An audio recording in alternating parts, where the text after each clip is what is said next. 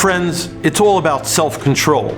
Self-control is our reaction in a moment of challenge, in a moment of difficulty. When we're backed against the wall, how do we react?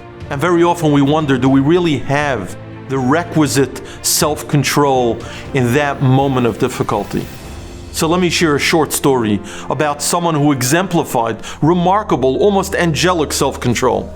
A family member of Reb Shapsi Frankel, who is now synonymous with the publishing of Sifrei Kodesh and particularly the Rambam's Mishnah Torah, told me that after 1975, when Reb Shapsi started releasing his now well-known Rambam, he was chasing after manuscripts across the globe, trying to get original Kisvei Yad of the Rambam and its Mefarshim, and he found out about one manuscript in a museum in Egypt.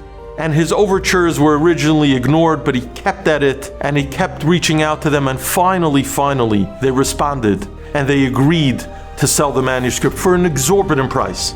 And he purchases this manuscript, and it arrives in the United States. And he gets hold of it, and he's holding it in his hand. He can't believe he finally has this precious manuscript with which he'll be able to further publish the writings of the Rambam. And he brings the manuscript into his office to show it to his assistant. And he puts it down on the desk. And the assistant takes a look at it, but at the same time, inadvertently knocks over a cup of coffee, and the coffee spills all over the manuscript. And because of its delicate nature and its fragility, the manuscript shrivels up in a moment and is now worthless. And the assistant was mortified. How could he have done such a thing after Reb Shapsi had spent so much money and time to procure this manuscript? But Reb Shapsi's response was astonishing. He almost didn't move. He turned around. He went out of the room, and a minute later he returned with a coffee.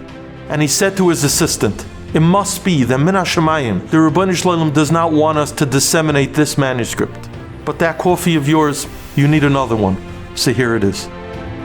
Could you imagine, in such a moment of difficulty and challenge, Reb Shapsi rose above his inclinations, and rather than responding in a rash manner, he responded kindly, and he responded gently, and he responded the way a Yid responds in a moment of challenge.